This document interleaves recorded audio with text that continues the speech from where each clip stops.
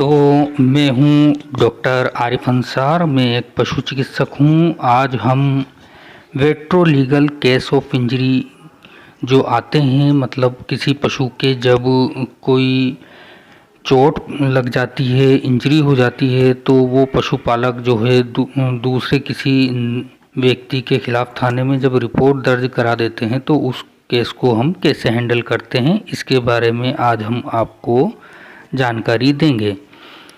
तो हम अपनी जानकारी शुरू करते हैं उस ईश्वर के नाम से जिसने पूरे ब्रह्मांड को बनाया, जो बड़ा ही दयालु और कृपावान है। तो वेट्रोलीगल केस ऑफ इंजरी और एक होते हैं मतलब जो जिसमें मतलब इंजरी हो जाती है पशुओं के, और जब थाने में इसकी रिपोर्ट लिखा दी जाती है किसी व्यक्ति के खिलाफ़ या किसी का पता नहीं होता है तो अज्ञात व्यक्ति के खिलाफ़, तो सबसे पहले हमें जो है पशु को देखना चाहिए।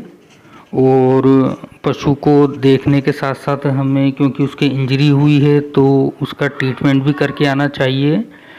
पेन किलर, एंटीबायोटिक और जो भी पॉसिबल ट्रीटमेंट हो सकता है वो हमें करके आना चाहिए। और सबसे पहले हमें जो है इंजरी को देखना चाहिए।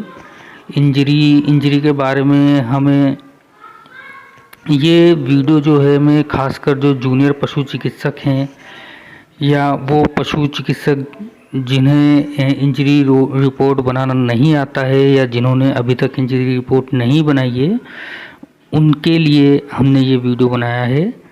तो इंजरी रिपोर्ट का जो फॉर्मेट है वो भी हम आपको डाल देंगे बीच में, किस तरीके का उसका फॉर्मेट होता है। तो इंजरी रिपोर्ट बनाने में हमें सबसे पहले जो है जो एसएचओ होता है, यानी कि स्ट्रीट होम ऑफिसर, राजस्थान में उसे जो है थाना अधिकारी कहते हैं, और मध्य प्रदेश में टीआई यानी कि टाउन इंस्पेक्टर कहते हैं। ये तहसील लेवल यानी कि तालुका लेवल पर के जो पुलिस अधिकारी होते हैं, और अलग अलग प्रदेशों में इन्हें अलग अलग नामों से जाना जाता है। तो ये आपको एक प्रार्थना पत्र लिख के देंगे कि भाई ये पशुपालक हैं पन्ना लाल सनुप धन्ना लाल, उसकी जाति, उम्र, वो कहाँ के निवासी हैं, उसके बारे में आपको लिख के देंगे कि भाई इनके जो है इनकी भैंस का मुआयना कीजिए और इंजरी के बारे में हमें अवगत कराइए। तो इंजरी रिपोर्ट में जो है हमें जो सबसे पहले अपने बारे में तो सब लिखना होता है, ये नाम, registration number, date of examination और हावर ऑफ एग्ज़ामिनेशन। फिर इसके बाद हमें ये लिखना होता है उस रिपोर्ट में कि हम किसके कहने पर और उसका ये किसके कहने पर हम जो है इंजरी रिपोर्ट बना रहे हैं, और उनका लेटर नंबर क्या है और उसकी डेट क्या है।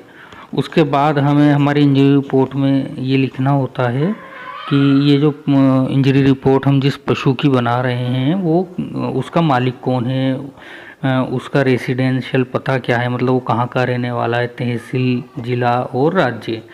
उसके बाद हम जो है आइडेंटिफिकेशन मार्क्स यानी कि एक्सटर्नल एग्जामिनेशन लिखते हैं पशु का, मतलब वो पशु की स्पीशीज़ क्या है, उसकी ब्रीड क्या है, और पशु का सेक्स क्या है, पशु का जो है कलर क्या है, पशु की उम्र कितनी है, और पशु के अगर कोई टैग लगा हुआ है तो पशु का टैग नंबर क्या है।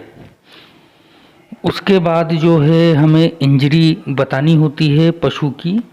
तो पशु की जो हमें आँखों से जहाँ पर भी इंजरी हो रही है उसकी लंबाई, चौड़ाई और गहराई बतानी होती है। इसी के साथ साथ उसकी पोजीशन भी बतानी होती है हमें कि भाई राइट फीमर बोन है या लेफ़्ट फीमर बोन है ना, इस तरीके से लेफ़्ट है या राइट है, लेफ़्ट ह्यूमरस बोन है या राइट ह्यूमरस बोन है, लेफ़्ट कार्पल बोन है या लेफ़्ट मेटाकार्पल बोन है, उसके मिड में है या प्रोक्सिमल एक्सट्रीमिटीज़ पे है या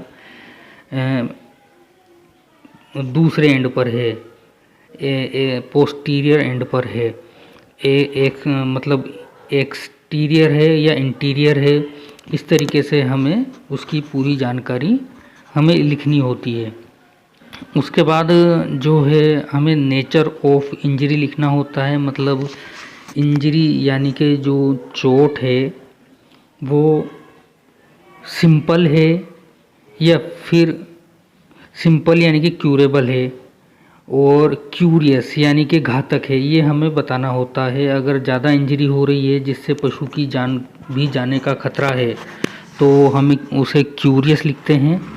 और अगर सिंपल इंजरी है जो ट्रीटमेंट के बाद घाव वगैरह हैं वो ट्रीटमेंट के बाद ठीक हो जाएंगे तो हम उसे सिंपल या क्यूरेबल इंजरी लिखते हैं। इसी के साथ साथ हमें उसमें ये भी लिखना होता है कॉज ऑफ इंजरी, यानी कि इंजरी का कारण क्या है, इंजरी किस वजह से हुई है, कोई ब्लंट ऑब्जेक्ट से हुई है या शार्प ऑब्जेक्ट से हुई है। तो ब्लंट ऑब्जेक्ट से होती है वो आड़ी तिरछी सी रहती है, उसमें है जो कंगूरे टाइप से बने होते हैं। और अगर शार्प ऑब्जेक्ट से इंजरी होती है तो बिल्कुल शार्प कटिंग, जैसे चाकू से हम पनीर और दही काटते हैं इस टाइप का हमें कटिंग मिलेगी। इसके साथ फिर हमारे नीचे मोहर और साइन हो जाते हैं, और जिस जगह पे हमने ये इंजरी रिपोर्ट बनाई है जहाँ पे पशु पड़ा हुआ है वहाँ का स्थान हम लिख देते हैं कि यहाँ पर हमने ये इंजरी रिपोर्ट बनाई है। अब इसमें ख़ास जो बात जानने की है वो ये होती है, जो मैं हमारे जूनियर पशु चिकित्सकों को बताना चाहता हूँ, वो ख़ास बात ये है कि जो हमें आँखों से दिख रहा होता है वो तो हम सिंपल कागज़ पे लिख करके दे देते हैं, लेकिन कई बार पशु की बोन्स फ्रैक्चर हो जाती है, कभी रिब्स फ्रैक्चर हो जाती है, कभी मैंडिबल्स फ्रैक्चर हो जाते हैं, कभी जो है स्पाइनल कॉर्ड में इंजरी हो जाती है, कभी फोर लिम्ब में इंजरी हो जाती है, कभी हाइंड लिम्ब में इंजरी हो जाती है, कभी कार्पल बोन में इंजरी हो जाती है, कभी टार्सल बोन में इंजरी हो जाती है, कभी मेटाकार्पल में इंजरी हो जाती है, कभी मेटाटार्सल बोन में इंजरी हो जाती है, कभी हूफ में इंजरी हो जाती है, कभी कोई है जो टेल में इंजरी हो जाती है, यानी कि टेल टूट जाती है। यानी कि ऐसी चोट जो हमें आंखों से दिखती नहीं है, उसके अंदर की बोन अगर टूट गई है तो हमें उसके लिए जो है एक्सरे करवाना चाहिए, जहाँ तक संभव हो एक्सरे करवाना चाहिए। बिना एक्सरे के अगर आपने लिख दिया तो वो आपके अगेंस्ट कोर्ट में जो अपोजिट पार्टी है उसका जो वहाँ के एडवोकेट साहब होंगे वो आपसे पूछ सकते हैं कि आपने ये रिपोर्ट किस आधार पे बनाई है। तो आपके पास आधार होना चाहिए, तो आधार के लिए हमें एक्सरे ज़रूर करवाना चाहिए। वैसे पशुपालन में ये बड़ी दिक्कत होती है पशुओं का एक्सरे करवाने की। अब छोटे जो काफ होते हैं, पाडा पाडी, बछड़ा बछड़ी या बकरी या फिर भेड़ वगैरह, इनके तो हम एक्सरे करवा लेते हैं इंसानों की मशीन पर, लेकिन गाय भैंसों के एक्सरे के लिए बड़ी परेशानी आती है। लेकिन फिर भी जहाँ तक संभव हो हमें जो भी करना पड़े, जहाँ तक जो भी व्यवस्था हो, हमें जो है पशु का एक्सरे, अगर हम इंजरी रिपोर्ट जिसमें हम फ्रैक्चर वगैरह बता रहे हैं तो हमें जो है एक्सरे ज़रूर करवा लेना चाहिए, क्योंकि यही मेन प्रूफ होता है, आपका यही मेन आधार होता है। क्योंकि जो चीज़ हमें आँखों से दिख नहीं रही होती है उसका हमें एक्सरे करवाना ज़रूरी होता है, उसी के आधार पर हम लिख सकते हैं। तो इस वीडियो में आप देख सकते हैं ये मैं एक वेट्रोलीगल केस इंजरी का हैंडल करने गया था।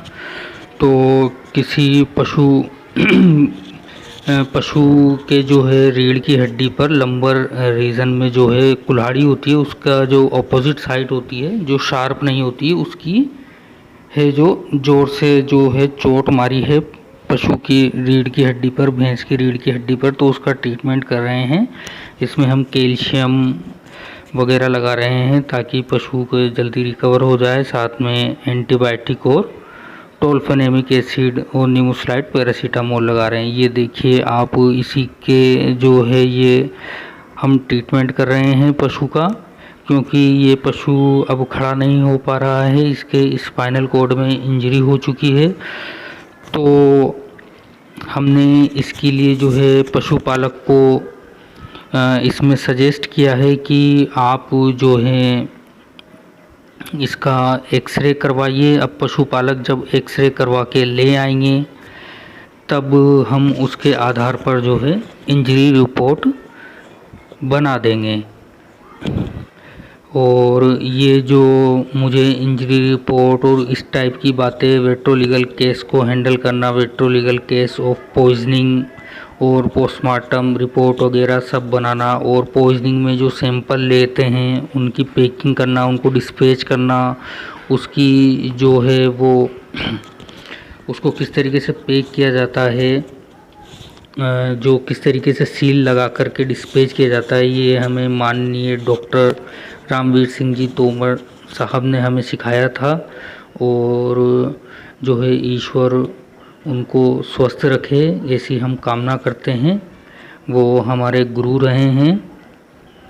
और आप देख सकते हैं इस पशु का हम जो है साथ में ट्रीटमेंट भी कर रहे हैं। ये भैंस है, बिल्कुल भी खड़ी नहीं हो पा रही है, इतनी ज़ोर से इसके जो है लंबर सेक्रल रीजन में इतनी ज़ोर से चोट मारी गई है कि ये पीछे के पैरों से बिल्कुल भी खड़ी नहीं हो पा रही है। अब जब इसका एक्सरे आ जाएगा इसके आधार पे हम इसकी इंजरी रिपोर्ट बना के देंगे। और इसी के साथ साथ हमें जो है पशुपालक को जो है लिख कर के भी देना चाहिए, अपना प्रिस्क्रिप्शन पैड बना के रखना चाहिए।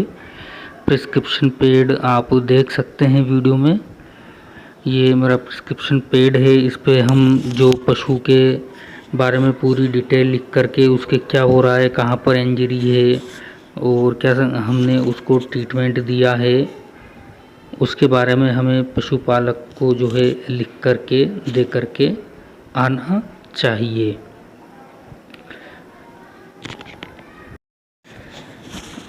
आगे के वीडियोस में हम आपको बताएंगे कि पोस्टमार्टम रिपोर्ट किस तरीके से बनाई जाती है। और आगे हम वीडियो बनाएंगे पॉइजनिंग के केस किस तरीके से हैंडल किए जाते हैं, उनके सैंपल किस तरीके से पैक किए जाते हैं।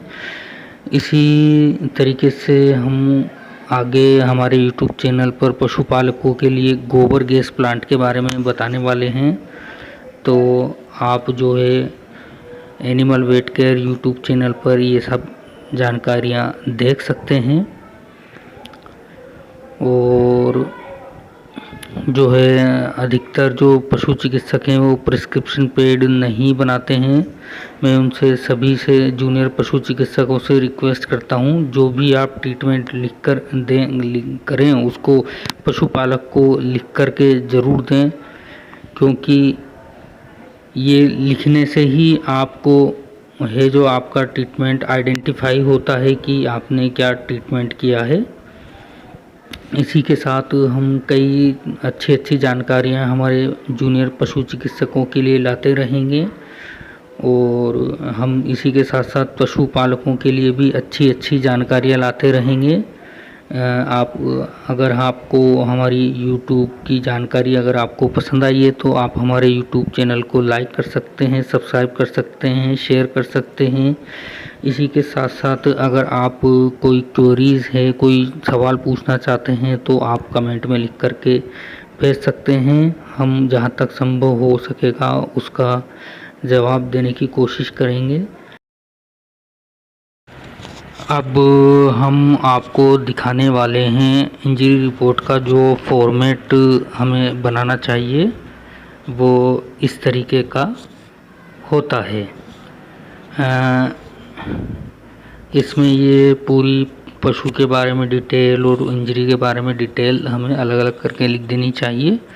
इस इंजरी रिपोर्ट को जो है हम हमारे यूट्यूब चैनल पे नीचे डिस्क्रिप्शन में जाके अगर आप इसको डाउनलोड भी कर सकते हैं, क्योंकि ये कई बार उपलब्ध नहीं हो पाता है, तो आप इसे नीचे डिस्क्रिप्शन में जा कर के हम इसको अटैच कर रहे हैं, वहाँ से जाके आप डाउनलोड भी कर सकते हैं।